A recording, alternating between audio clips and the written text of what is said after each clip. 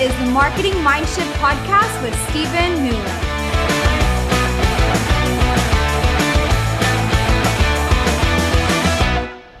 Hey, welcome back to the Marketing Mindshift podcast. I'm your host, Stephen Newland. In the last podcast, we talked about awareness, which is the first step of my three-step marketing process. In today's episode, we're going to dive deep into step number 2, engagement. In basic terms, engagement is when a brand and a consumer connect. When you engage with your customers, whether a prospective or a current customer, you're creating a meaningful interaction with them. I want you to think of this phrase as the "I've known you for a while, so now I'd like to date you and get to know you better" phase. In a world where the average American consumer is exposed to approximately 5,000 plus brand awareness messages each day, consumers have learned to tune most messages out. Businesses that have had the most success have created ways to engage with their customers. They have figured out a way to break through the noise and the clutter, or what we often call disruption. Ways to engage with your customers have significantly changed in the past decade, or heck, even in the last year. This due to COVID-19 was a wake-up call for most businesses. A smart business owner realizes this and will take an advantage of new mechanisms that are available. They'll engage with their customers on a regular and meaningful basis. Customers are smart, and after all, they have Google, Alexa, and Siri at their disposal. So now they let their fingers, or really their voice, do the heavy lifting, rather than going through the old school way of the yellow pages or other methods. So what does that mean for you? It means that when your potential customers are searching for a product or service, that they must be able to do two things. One, they must be able to find you quickly in a place where they're looking. And two, they need to find the information they're looking for as quickly as possible so they don't get frustrated.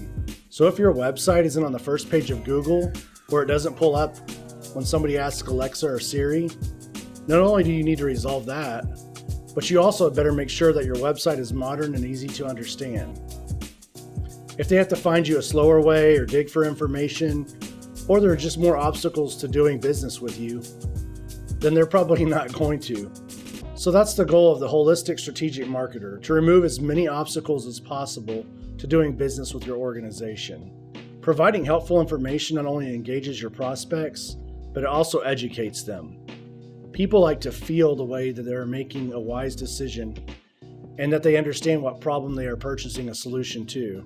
It's your job to make sure that if they spend their money with you, that their problem is solved.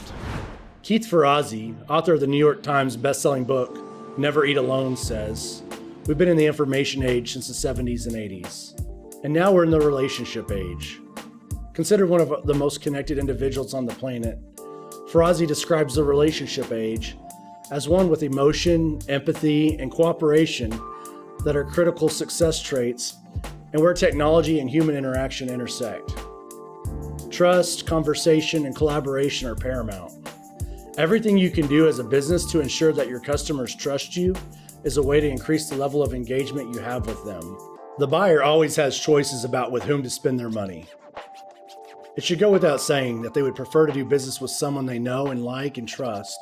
In other words, someone who can resonate with or communicate best with your target audience.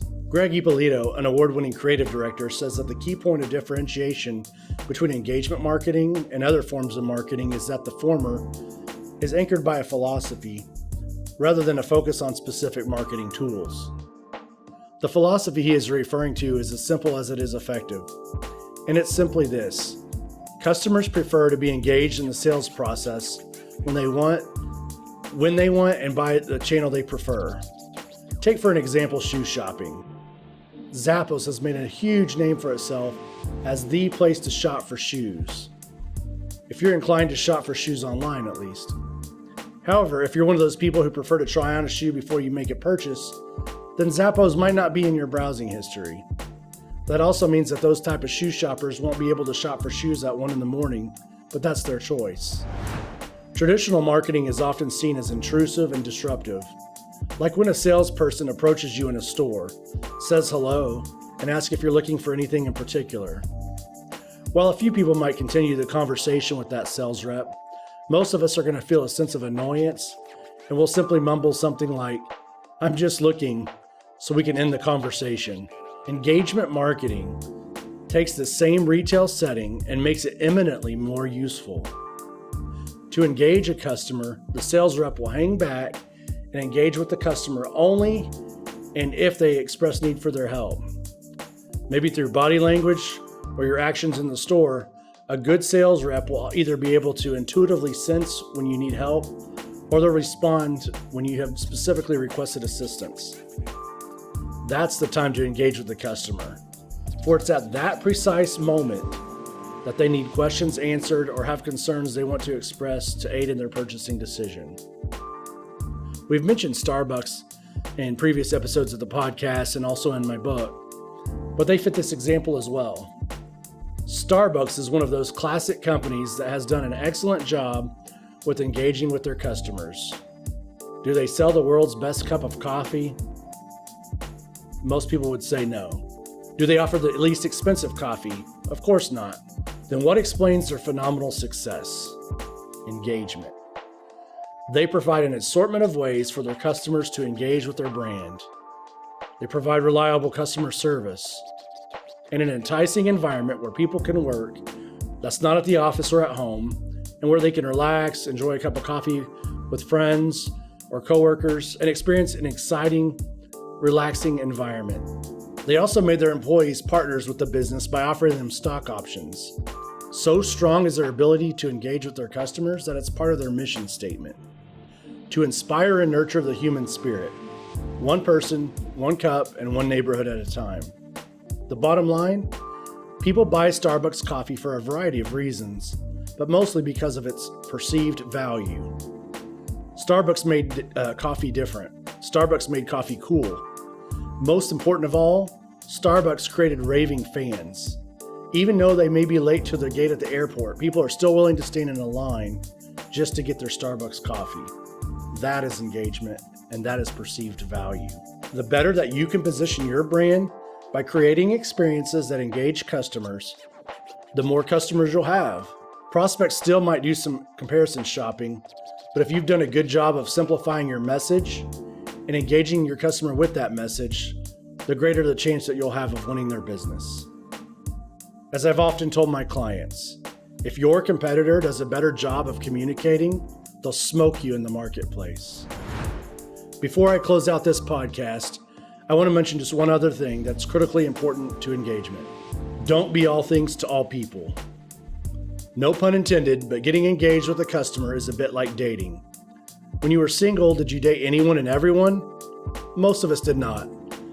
I'm quite certain that there was a certain look or a personality or some kind of character traits that you were attracted to, and people who had those qualities were the ones who caught your eye. The same is true with brand engagement. Don't waste your time and marketing dollars trying to entice just anyone. Find out who your target audience is and give those prospects a laser focus. Develop messages that will resonate with them. Use marketing channels that appeal to them. Understand how they think and what media that they consume. Deepen the relationship that you have with them by demonstrating just how much you have their best interest at heart. Deepen the bond, deepen the loyalty, and soon your efforts in engagement marketing will have you deeper in sales. Thanks for listening to the Marketing Mindshift podcast. If you're enjoying learning from Steven on this podcast, please be sure to show your support by rating, reviewing, and subscribing on iTunes, Google Podcasts, Spotify, YouTube, or wherever you listen to your podcasts. Please make sure to also share this podcast with your friends on social media.